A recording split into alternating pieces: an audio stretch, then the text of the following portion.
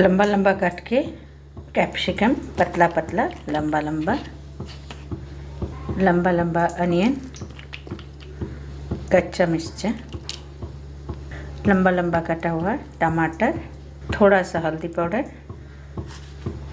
Test अनुसार salt, लाल मिर्च powder थोड़ा सा। अच्छा से उसको हमें मैरिनेट कर लेना है, धीरे धीरे 10 मिनट रख लेना है। गर्म हो चुका है, अब हम इसमें ऐड कर देंगे।